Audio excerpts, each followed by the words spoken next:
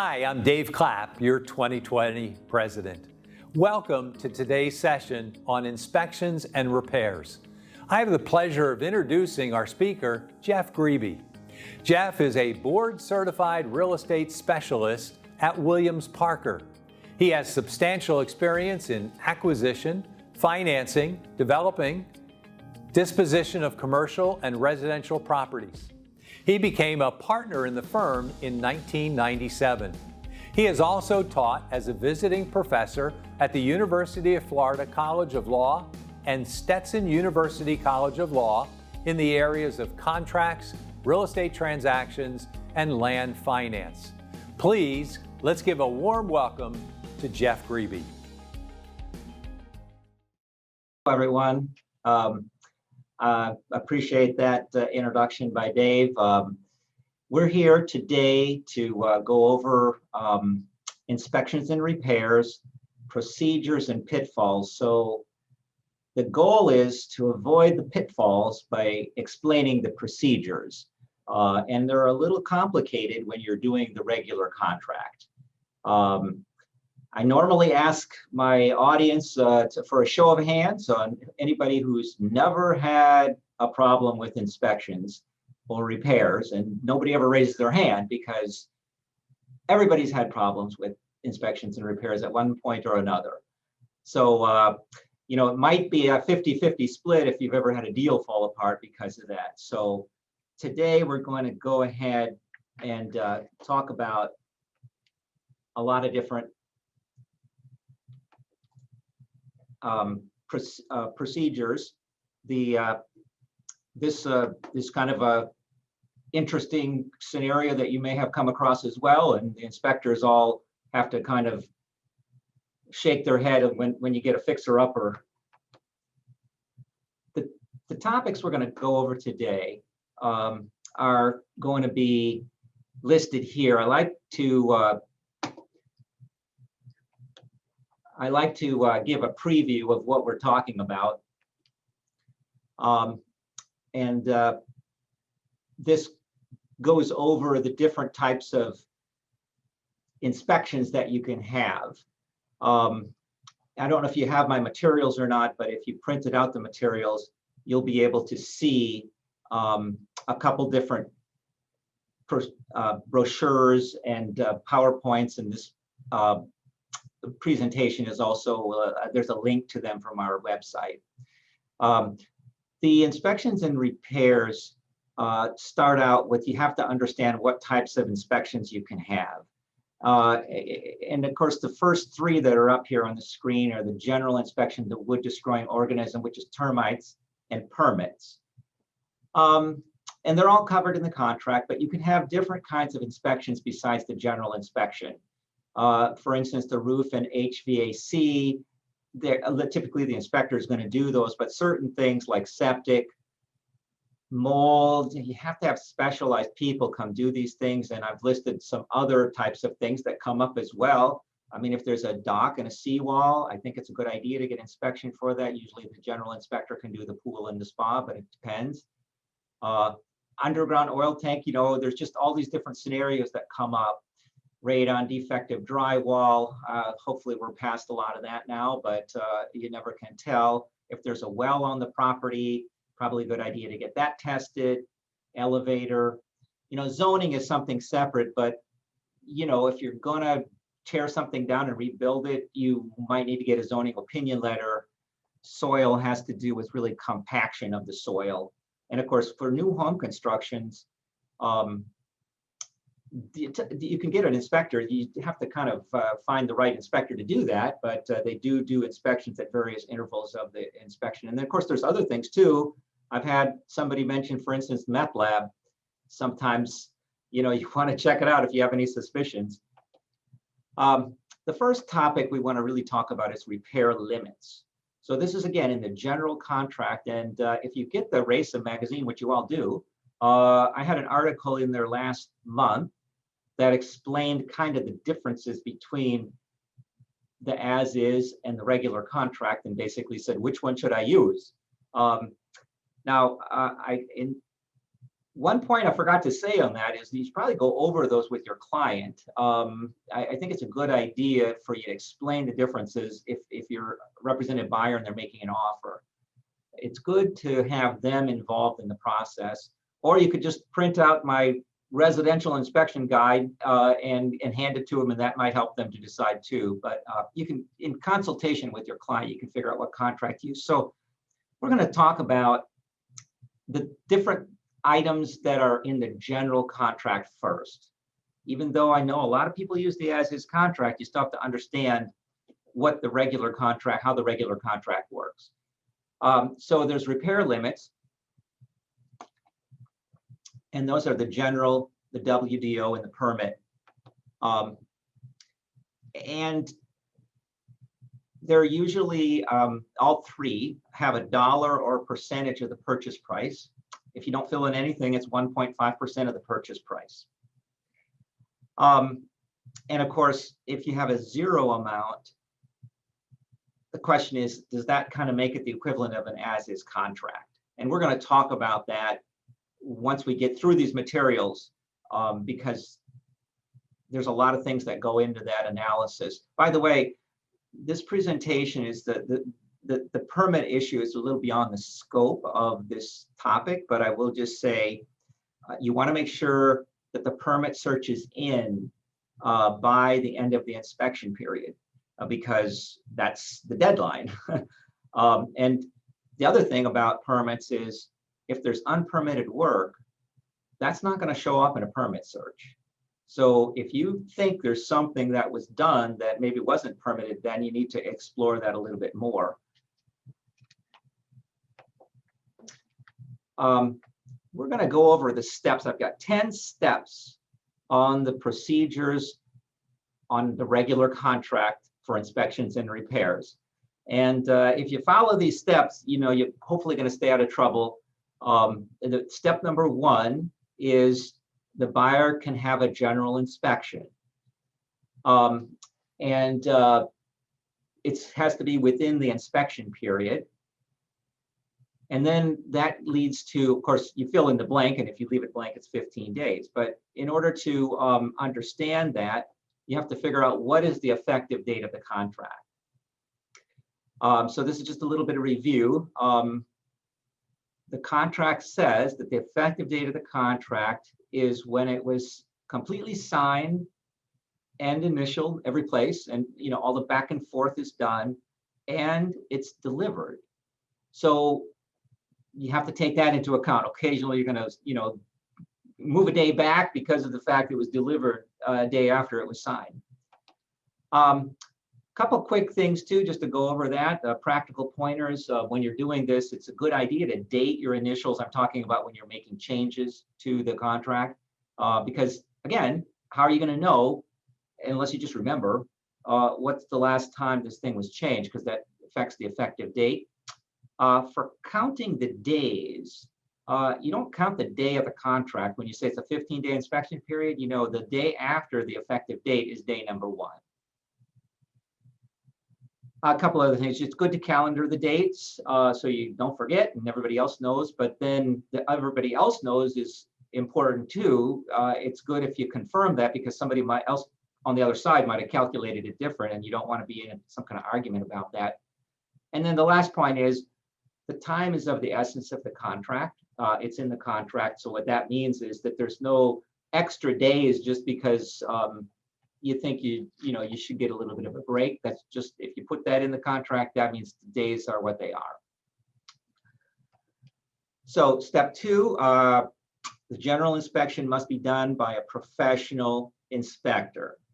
And a professional inspector is a person who specializes in and holds an occupational license to conduct home inspections, or it also includes any person who's got a Florida license to repair and maintain the item that's being inspected. So it's like for an AC guy, you know, you could have an inspection done by that person if they're a licensed AC guy. Jeffrey, somebody Yes. is asking, what do you do if something is not permitted? Okay, so the contract says that the seller has to fix that, remedy it up to the repair limit, up to the permit limit. So you have to just notify them that you're aware that they're missing a permit, and they have to get it. And we'll see the difference on the as is when we get to that as well. So that's, keep in mind, there's a repair limit, a termite limit, and a permit limit. So all of those come into play here. And you know, there's different steps. These steps we'll see, it's all going to apply to permits as well, as far as what happens if you don't conform to that. But anyway, the seller's obligated to do it up to the repair limit, up to the permit limit. Lastly, step 3 is, this is all happening within this inspection period. They just say it's 15 days. The buyer has to notify the seller of any general repair items.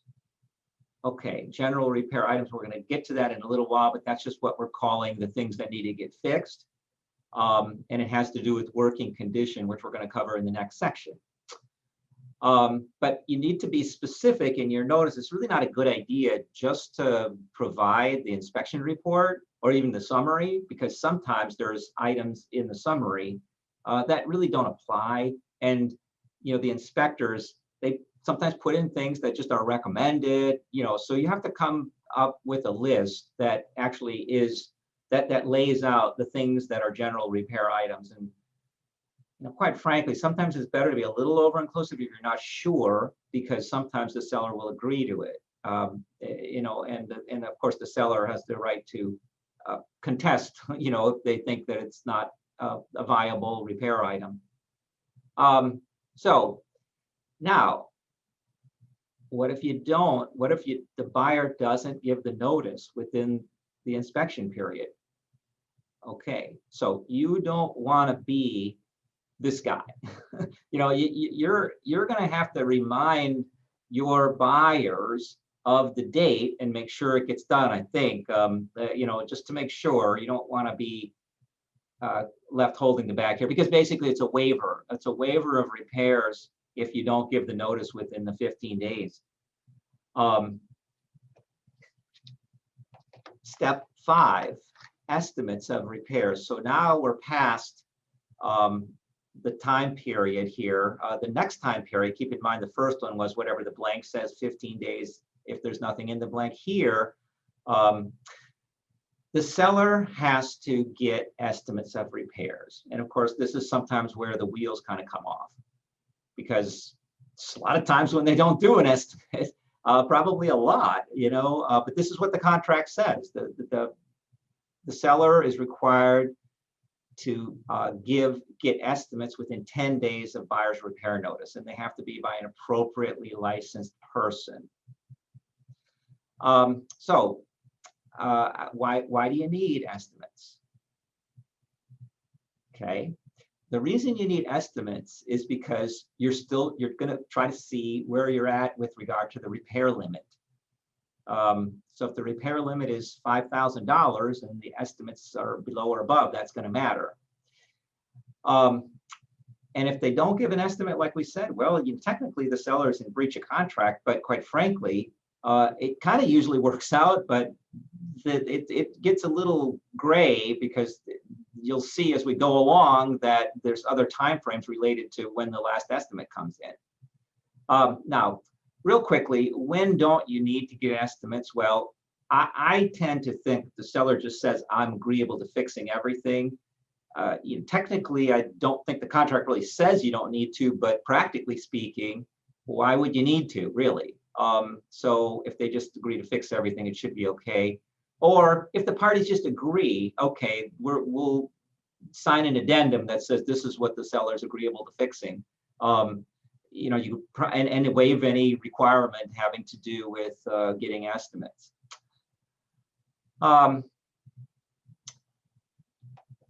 seller can object to specific repair requests if it's not a general repair item. So that's what I was saying earlier. you can avoid doing that. Now, the other variable here, which doesn't happen too often, is on step 6, the seller can also say, well, I'm not going to get estimate, I'm going to get a second opinion and get a second inspection. And this is typically done not on a blanket type of a method. It's usually related to, say, for instance, the inspector said the roof needs to get replaced and did an inspection report with a lot of other details. So the seller is saying, well, I'm okay with those other things, but I'm not okay with replacing the roof.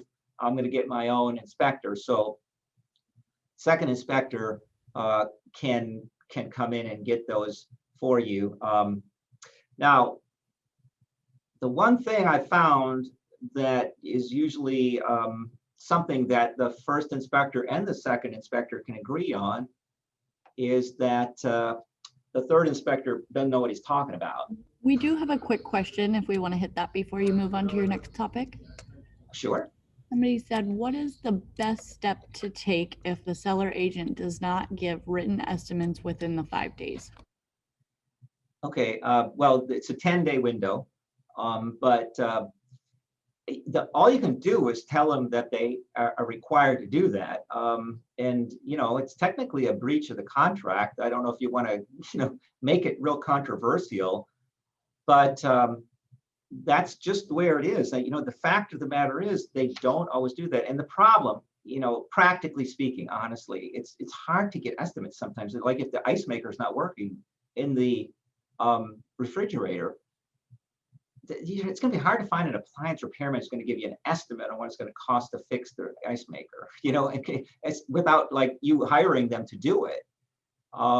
So there's problems involved. So sometimes it might make sense to work it out, but I think you just send them a notice telling them, you know, this is your responsibility. Just remind them that, because a lot of agents don't really know that.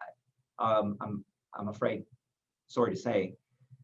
So anyway, the alternative is the second inspector. If the second inspector and the first inspector don't agree and the parties can't work it out, then there's a procedure for getting a third inspector. The cost is split, and whatever the third inspector says is what is that is going to control. That's just the way the thing's set up. Step 8, okay, estimates under the repair limit. So this is why you're getting estimates.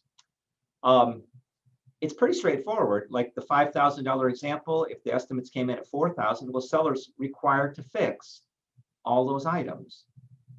So that's pretty straightforward. The next issue is a lot trickier. Okay, what happens when they're over?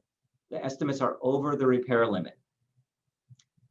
Okay, now we're into the 5 days. We do have another question. Somebody asked, who picks that third inspector? The parties have to agree on the third inspector. Oh, the two inspectors. Yeah. Either party, now I'm on to the over the repairs. So under the repairs, seller fixes it.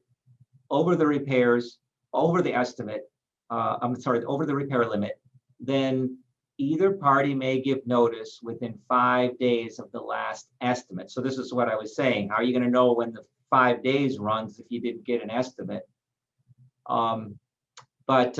You know, you could also say, well, we never got the estimate, so we're going to give this notice. But it gets tricky because you'll see if nobody gives a notice, then that's a problem also, one that you really want to avoid. So the way it works here is it says either party can give a notice. So what's the seller's notice supposed to say? The seller can say that seller will just pay the extra. Like we're over, it turns out $7,000 had a $5,000 limit. Seller says, I'll pay the excess. Okay, well, that's it. You're moving on. Seller's going to fix everything. It's up to the $7,000. Or, this is an or, buyer can notify the seller, okay, just make these repairs that go up to the repair limit, and I'm taking everything else as is. So you can do either one of those two things. But the fact of the matter is, or the reality is, a lot of times neither party gives a notice. And that's a kind of a bad result for the most part. from an agent's perspective, especially because we're coming up to step 10 and it's not a pretty scenario. If no notice is given under my step 9, then either party can terminate the contract. So I let that sink in.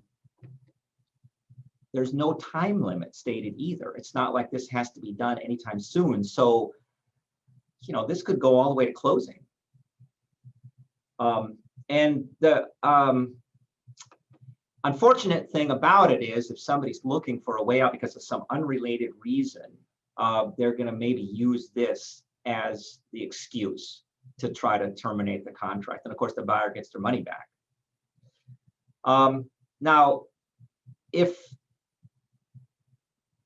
you missed the, like if nobody gave the notice or whatever, that is fixable. You could just do an addendum that says everybody waives their right to terminate. And if you have an agreement on the repairs, you know, you can also fix it with that. You know, you'll have to come to some consensus on that. So this is a quick recap. I know it's a lot of information. You're gonna see when we get to the as-is contract, this is one of the reasons people tend to use the as-is contract, because it's a lot simpler. Now, there were some other topics or phrases we used, but I'm going to get into here the general repair items and working condition, because that's sort of the criteria for what needs to be done by the seller. So the seller's obligated to repair or replace the general repair items. And there's actually a long list in the contract that talks about it has to be free from leaks, water damage, structural damage. Just goes into a lot of different things, but it's the whole house basically. And then it also says including pool equipment, electrical sprinklers, septic, plumbing, seawall, dockage, and they all have to be maintained in working condition. So that's really what do we mean by working condition? So the definition in the contract of working condition is operating in a manner in which the item was designed to operate. So it just has to be working. It doesn't have to be working perfectly, but it has to be within reason that it's working, which, you know, it's designed, how it's designed to operate. There are a couple specific examples of what is a general repair item in the contract, and these are the three that are listed: torn screens, fogged windows, and missing roof tiles or shingles. So they spell out these three examples in the contract that say if any of these exist, it's automatically general repair item. It's not a question mark, it's not a gray area. And speaking of gray areas, we're going to talk about that next. So if it's not a general repair item, it might be cosmetic. Seller's not required to repair or replace cosmetic conditions. And the definition of cosmetic conditions are those things that are aesthetic imperfections that don't affect the working condition of an item. Now, they give a laundry list of things in the contract as well, including pit, marcite, tears, worn spots. This is in the materials that I gave you, if you printed them out. Oh, but of course it's in the contract too. If you read the contract, it's like 2 pages of really small print that go over all this, but that's why it gets confusing, and that's why we're kind of walking you through it here. Jeffrey, you have another question if you're ready. Sure. What's the best way to handle if repairs are not completed before closing, but both parties want to close on time? Sure. That we're going to get to that. Okay. No, and I'll answer it briefly, but there's a procedure in the contract that allows for an escrow of 125% of the estimate to repair whatever is still not done. So you would want to probably have an addendum that explained what that is, and you know, come up with a number, and that would possibly be based on the estimates if you've got them. It's supposed to be 125% escrow. Anyway, so there's a lot of different things, including nail holes and, minor cracks, etc. There's a couple items, just like we had specific general repair items. There's some things that are specifically stated are non-general repair items. Give again a couple examples. Now they're all related to roofs. So the cracked roof tiles, before it said missing roof tiles, that's a GRI. Cracked roof tiles, no, it's just cracked. Curling or worn shingles or limited roof life. Specifically stated as not general repair items. Now, I don't really know, we're going to see when we get into gray areas what you can argue what gets to a certain point, but the last item here, just to finish up on that, is near the end of useful life, because you do see this a lot in the inspection reports. The inspectors are actually required to say by their regulations if they think something is near the end of its useful life. That's why you see it a lot. I know it's kind of bothersome that you have to deal with that, because a lot of buyers think that the seller should have to replace that. But that's not the criteria. The criteria is whether it's in working condition. So it's probably good to manage your client's expectations by explaining some of this to them even before you get the inspection report. And then you won't have quite as many problems with them not understanding why the seller is not required to fix that. There are gray areas, so that's basically nothing's clear all the time except for those examples that they've given. So when you get into aesthetic imperfections, minor cracks, even working condition, unless you've got some expert who's going to testify about like whether, of course, for instance, the air conditioning, they have standards about what qualifies as within the parameters of the specs, but there's other things that you certainly don't know. It's sometimes subjective, but you have to use sort of what the reasonable person would consider to be a working condition, or any of these other items that we're talking about. So I'm going to give a couple examples here. Just there's plenty more, but an underground oil tank.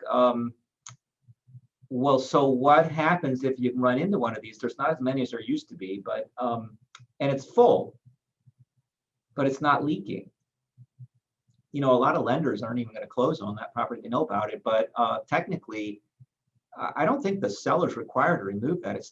It isn't working condition. It's not leaking, even if it's not being used. But of course, if it's leaking, that's a whole different story, and that can be a big problem. So I'm giving you some examples here. A bigger one probably that comes up a lot more is these rodents or pests, because the contract doesn't really address rodents or pests. I know it seems odd, because obviously termites, we're going to get to that, but it doesn't address these. So so okay, there's a rat in the attic. What do you do? Or rats, probably more than one. I think the best argument is, well, the rat had to get in someplace. And so that means that's a structural defect. It's not in working condition. And if there's things that happen because something's not in working condition, such as you got rats in the attic, then I think you can reasonably expect the seller to remediate. But that's the logic behind that. Broken, heaved, or trip hazard driveways or sidewalk or walkways. Well, it really depends on whether it's minor or major in a way, and that's subjective. You see, the part that talks about everything that needs to be in working order doesn't talk about these things, but in the part that talks about cosmetic, it does say if it's a minor crack, then it's cosmetic. So you have to really figure it out. If it's a trip hazard, I think it's more than minor. So you could make the argument that's not in working condition. So these are just some of the examples that I've come up with to go over that issue. Okay, we're going to move on to repair standards. So the contract talks about how things have to get fixed. Has to be completed in a good workmanlike manner by appropriately licensed persons. Okay, And of course, it does also say it has to consist of materials or items of quality, value, capacity, and performance comparable to what existed on the effective date. So those are the standards. You can talk about who's an appropriately licensed person, or maybe it's easier to say who's not. For instance, the general home inspector is not, because they're really prohibited under Florida statute from doing home repairs. A handyman, he's not an appropriate licensed person, but if, for instance, it's a roof repair, you can't have your handyman do that under the contract. Now, if it's a door not working right or a doorknob, then yeah, a handyman can do that. And it's not the seller either, unless the seller happens to be an appropriately licensed person. And again, we're under the general contract here. The replacement standard, in case something does need to be replaced, same thing as I just mentioned before, equal quality, value, capacity, performance. It has to be as good or better of what was there. And that gets a little tricky, if it's an AC unit, because you're giving them a brand new AC unit, right? So that could be somewhat controversial, but it's the requirement if you're going to replace something. But of course, you can try to fix it too. And that's where you might just get into a negotiation about, well, give me a credit. We'll talk about credits later, because you can want to upgrade and get something new. The contract does also talk about an assignment of warranties if requested by the buyer. Not all repairs are warranted, but obviously if there's some roof repair or something, then that might have a warranty with it. And the seller under the contract is required to provide paid receipts. It's in the section dealing with closing documents, in case you're looking for this. But you should go ahead and make sure that you ask for the receipts if you're working with the buyer. All right, let's talk termites. Okay. They're wood-destroying organisms, and there's more of a laundry list too of what qualifies for this. What we talk about is termites, but it's also, things like wood decaying fungi also qualifies. The WDO inspection is for infestation and damage. So before, the inspector was looking for things that need to be fixed. Now we got two things: it's infestation and damage. Now, there's a section in there also that talks about treatment and retreatment. Okay. What it says is if the seller has previously treated for wood-destroying organisms, then they don't need to retreat if there's no live infestation and the seller has a warranty that's transferable to the buyer. Okay. I know a lot of information here, but hopefully it'll help you out. The report, just like the general report, has to be delivered within the inspection period. You have to get one of these, and you have to notify the seller of any problems. Again, the seller has to provide estimates of repair or retreatment or treatment within 10 days. Okay, now we're going to go through the same analysis we did before. So what if it's under? Well, the seller has to fix and or treat whatever we're talking about. And we're talking about the limit. There's a separate WDO limit. Again, we used the example of $5,000 before. We're using it again, $5,000 here. So if it's $4,000 to fix or treat, seller's just got to do it. Now, if you're over, again, this is where it gets a little tricky. And unfortunately, for whatever reason, it's a slightly different procedure. If you recall, the procedure before was seller could give a notice or buyer could give a notice, and we went over that. Here, it's strictly just the buyer. The buyer has the option within 5 days of the last estimate to either agree to pay the excess of what it's going to cost to do the treatment or the remediation, or they can designate what should be done up to the repair limit and just take the rest as is. So it's up to the buyer. So the buyer's really in control here. Now, the tricky thing is, if the buyer doesn't give a notice like I just described, then either party can terminate the contract.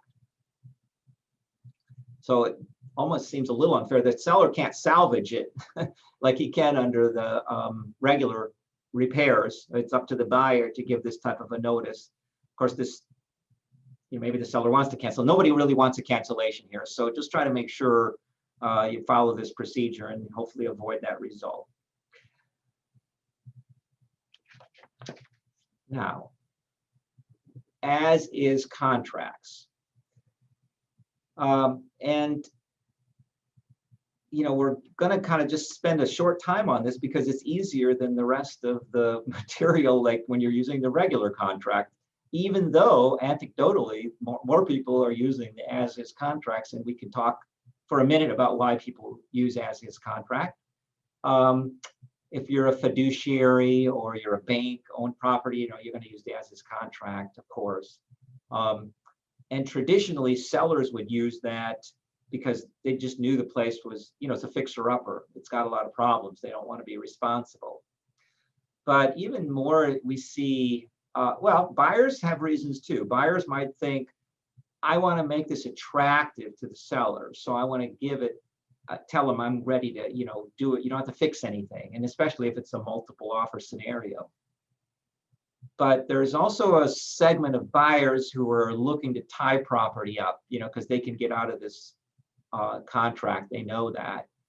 So you got to be careful about how this works. And I know some realtors who actually say, don't give me an as-is contract because of that reason. On this contract, there's the inspection period is a 15-day default. You just fill in the blank, just like on the other contract. There's no limits on the type of inspections because what we looked at before, for instance, mold.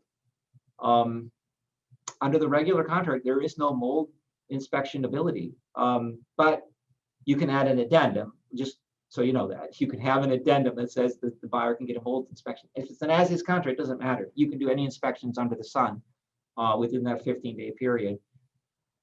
In fact, what happens a lot of times is you often negotiate a repair credit, or price reduction because it's a fish or cut bait scenario. Your remedy under the as-is contract is to cancel the contract as a buyer.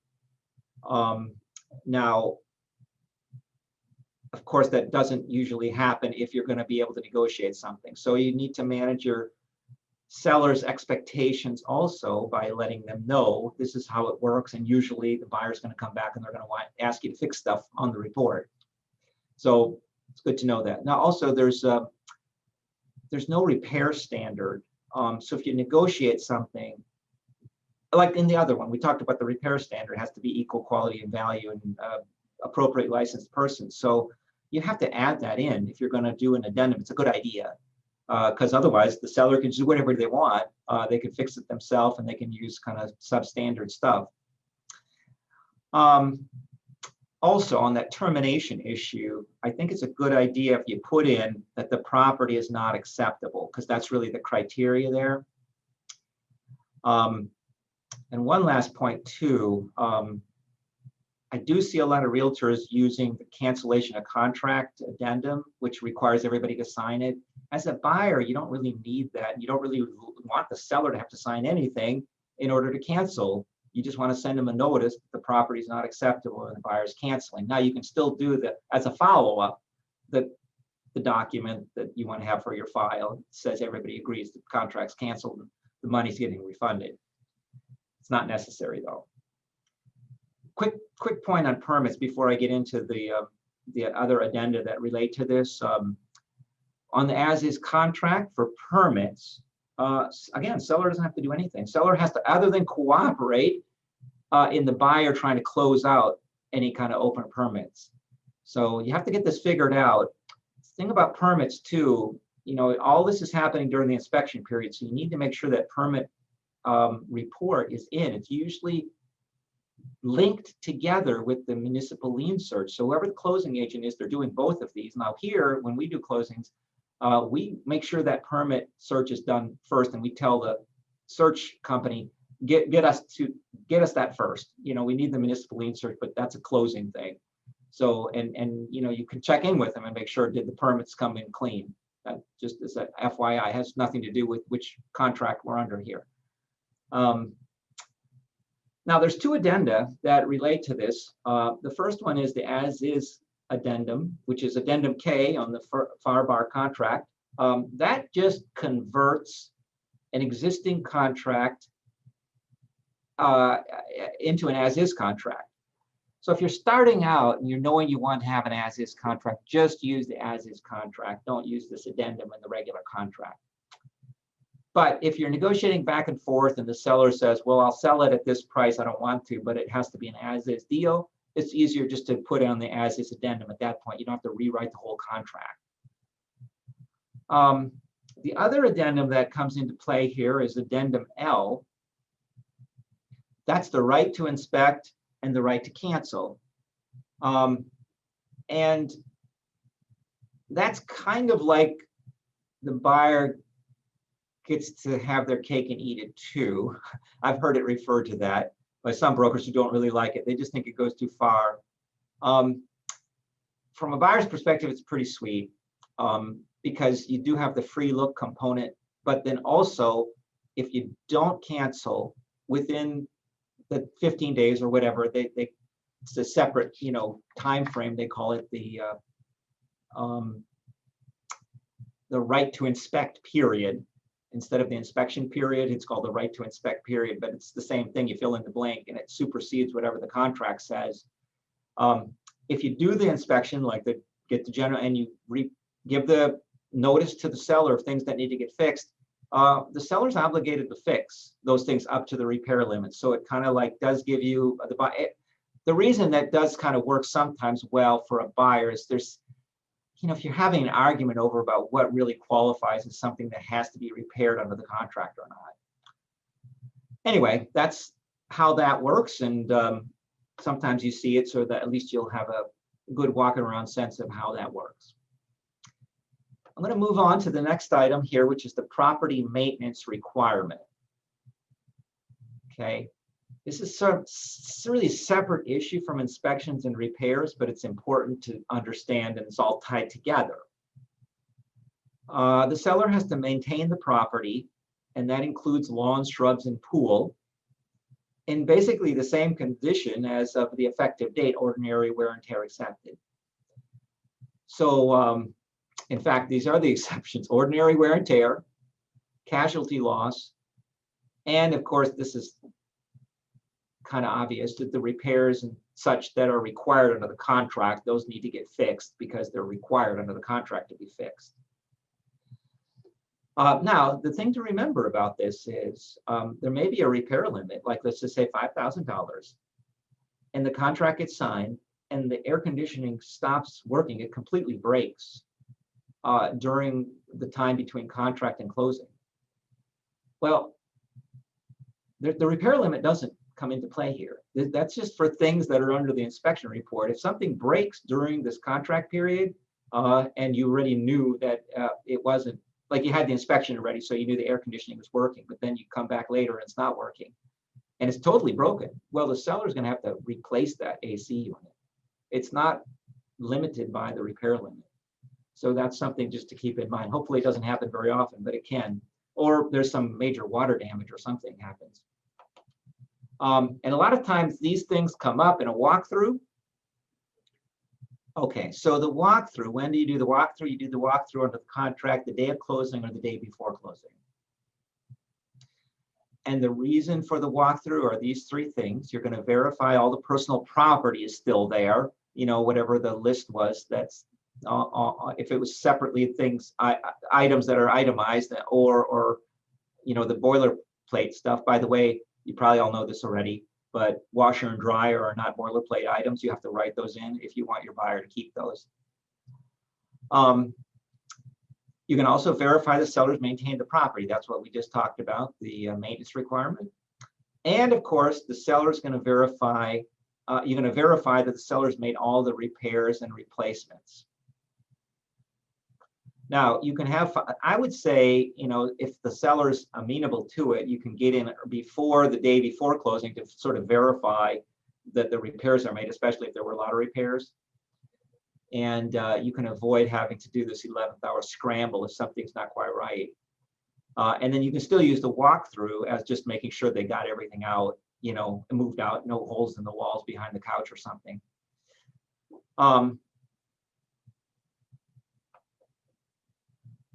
Okay, it's good to get a walkthrough acknowledgement also. I think that's good practice.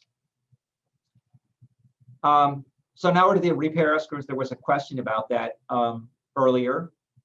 So the two scenarios for the escrow under the contract is the seller's not met their maintenance requirement. So this would be the example of the AC's broken at closing and it was working before. Going to have to escrow some money to fix it. Or the seller hasn't completed the repairs. So again, that's the same thing, 125% of the estimate cost to close. Now it does go on to say that the seller is obligated to pay, anything that's the difference if it doesn't cover it, but it's up to the repair limit. So in that, you have to factor in what they've already taken into account with repairs on the repair limit. I know it gets a little confusing, but that's what it says. And it seems fair. Repair credits. So this is all has to do with, of course, repair credits come in a lot on as-is contracts, but they can come in on regular contracts too. The thing to keep in mind is that lenders don't like repair credits. They're thinking, well, it's something wrong with the property, the values from the property. They've got a loan to value ratio they're looking at. Fortunately, they don't mind you calling it a closing cost credit. So if you can do that and they're okay with it, and usually they are, then that's how you handle that. Now, I've had some situations before, it doesn't happen that often, where the credit's larger than the closing costs. And in that case, the lender's not going to allow. I had a case once where this had to do with a permit. The seller had put a new roof on 6 years ago, and it was on some property east of the interstate. So it was kind of like hidden away on 5 acres. And the inspector said, I don't see the permits. He looked up the permit log, and well, call the roofer. And the roofer is like out of business. He just figured, why pull the permits? He's pocketing the money. And he just said, well, sue me. And the seller ended up giving the buyer a $17,000 credit, even though it was a 6-year-old roof, but it's unpermitted. And they don't do after the fact inspections on roofs. The county doesn't. So I was like, but it was only like $15,000 in closing costs. So they had to kind of like work that out. Anyway, there are some war stories here for you. So be careful of that. There's advantages and disadvantages of repair credit, just from a buyer's perspective. Again, the upgrade, like if the dishwasher is not working, but the buyer really wants a Bosch dishwasher, just take the credit and then just replace it after closing, whatever the credit would be to get it fixed. The disadvantage comes in when you got things like water leaks, because you don't really know if there's mold or what the damage is. You have to pull, some drywall out. So it's a little tricky when you're trying to get a repair credit on something you're just not sure what the total extent of the damage is. Access and utilities. This is just part of the contract. It's you're required, the seller's required to provide access and utilities for the walkthrough and for the inspections as well. So that's pretty straightforward. Don't turn the utilities off.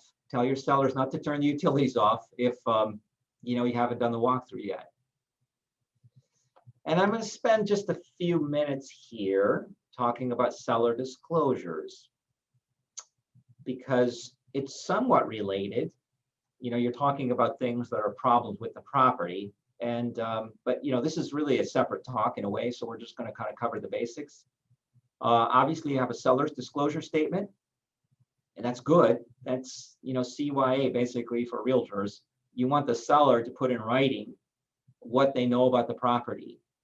Now, this all kind of circles around a case called Johnson v. Davis, which the Florida Supreme Court ruled in 1984 that a seller is obligated in a residential transaction to disclose any material defects that might be latent or hidden that the buyer doesn't know about. So, but they have to know about it. So it's not, if they don't know about it, if the seller doesn't know about it, I'm sorry, then they don't have to disclose anything. But that's where the genesis of this all comes in. And the contract repeats that. I mean, there's a representation in there that the seller knows of no facts materially affecting the value of the real property which are not readily observable and which haven't been disclosed to the buyer. So that's what that is. Now, the seller's disclosures do not impact the seller's repair obligations. So think about that. You're saying, a seller is saying in the disclosure that the window in the kitchen doesn't work. Then the buyer gets an inspection report and the inspector says the window in the kitchen doesn't work and there's a $5,000 repair limit. Well, guess what? That is a repair item. You have to, if you don't want your seller to be responsible for something that they know is broken and you've disclosed it, you have to write in the contract that that's not a repair item, that the seller's not going to be required to fix it because they've already disclosed that it doesn't work. Now, one other way you handle this, and I'm going to use the example of a pool heater. If the pool heater's not working, I mean, you can do that, but they're going to see a pool heater that's not working, and a buyer's going to say, well, I want a pool heater that's working. So the other option is, before you list it, just remove the pool heater, and then you can just say, well, there's a pad for a pool heater, and it's all the electrical here, so it's really all ready to go. Because if it's not there, it's not something that's broken. So that's just a little advice on how to, different ways to handle that. All right, if the deal falls apart, you got to remember this too, for any reason, that the seller's still going to be obligated to disclose anything that came in on an inspection report. So even though their disclosure statement might not have included something, now they know more. So you need to update the disclosure statement. In fact, if it's like 6 months old, you should update it anyways, because things can happen. Or if it's being relisted, don't just use a disclosure statement that's a year old. Now, the last bullet point here, as is contract does not change seller's disclosure requirements. So those are two separate things.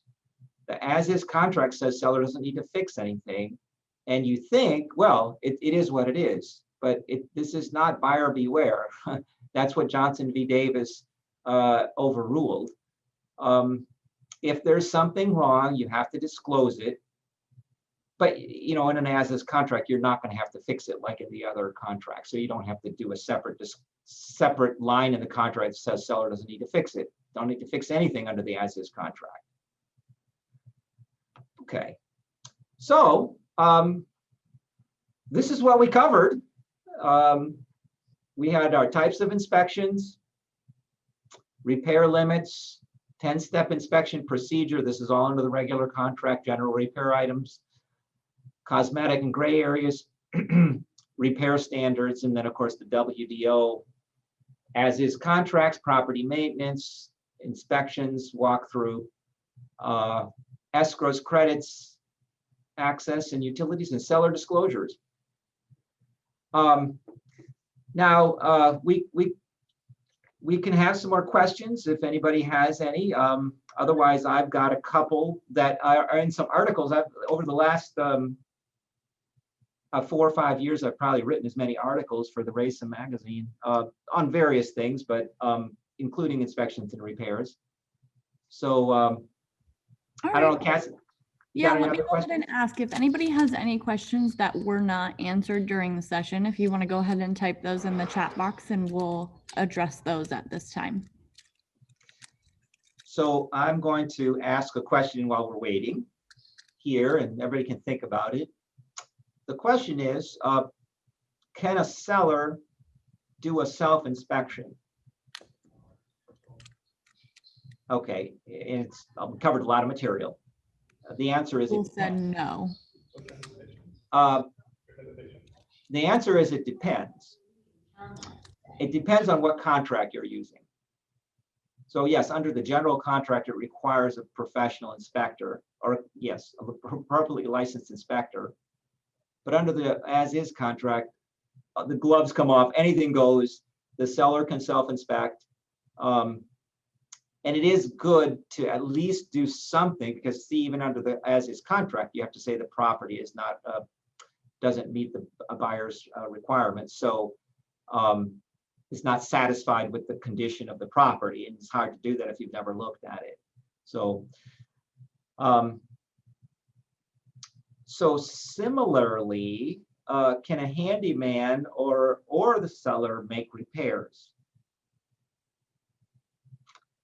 And the tip off there is similar to the last question. It depends. Now, under the regular contract, the handyman can make some repairs.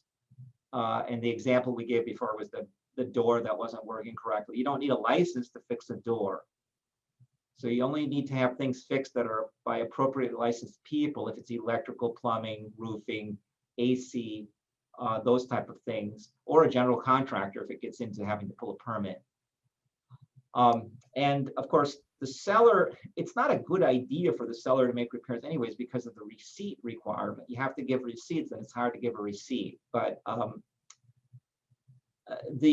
the as-is contract, a seller can make repairs, or anybody. But it's better if you're going to agree to, as a buyer, you're going to agree that certain things are going to get fixed by the seller. You stipulate it's going to be by qualified, licensed personnel. Okay, just some general information somebody asked. This session is recorded and will be up on our website in a few days, maybe Wednesday of next week. It should be all up by then. So if you're looking to, you can go back and rewatch this. But we did have a question. Somebody asked, buyer asked seller to remove tree stump because the inspector mentions it. Is that a defect? So you're going to come up with situations in an inspection report where the inspector is going to mention a lot of things, but something like that is not a defect. First of all, I would argue it's not. I mean, there are some gray areas here, but it's like, well, if there's limbs chopped off a tree, that's not a defect, and if you chop the tree down and the stump's there, that's not really a defect. Because not everybody, it doesn't qualify, but you can, you know what, I will say this, you can ask, you can always put in there that that's what you want them to do. Of course, if it's an as-is contract, you're going to just negotiate it, but if it's under the regular contract, it doesn't really fall under the category of working condition and those kind of criteria. Some of these things can get a little tricky, but I would say no, that's probably not going to be something you could, like a judge would say under the contract, the seller's got to fix.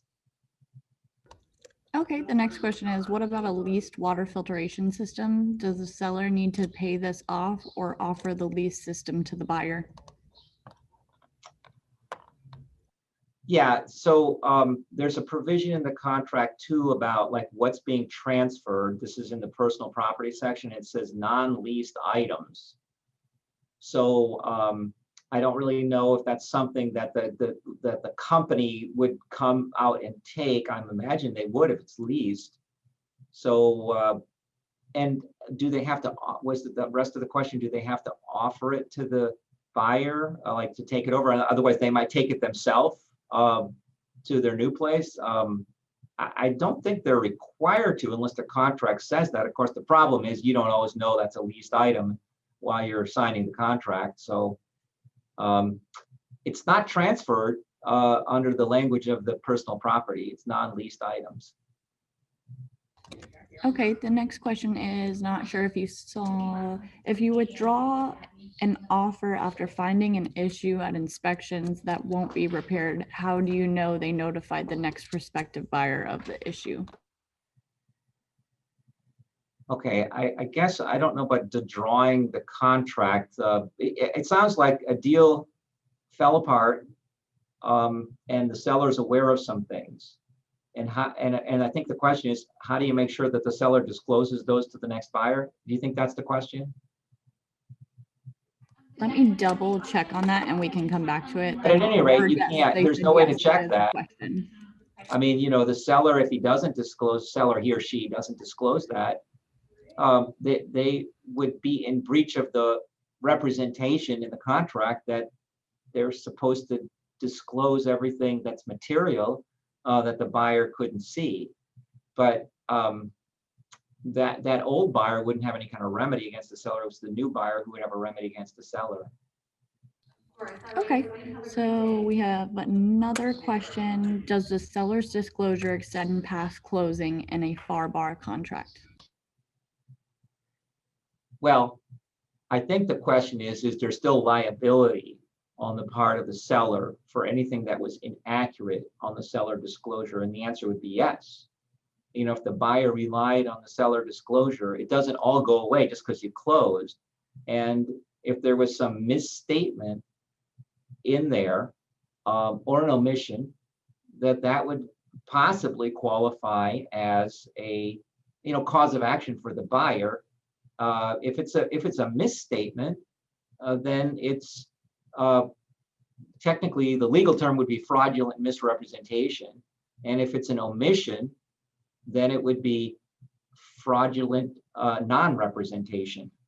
And in addition to that, there's also a variation on it that's negligent misrepresentation. It was like you didn't do it intentionally, but it was like something you should have known how to do and you slipped up and you negligently forgot to disclose something. So it's not quite as severe, but it's still a cause of action. Yeah, but it goes on. It doesn't end at the closing if the buyer relied on it.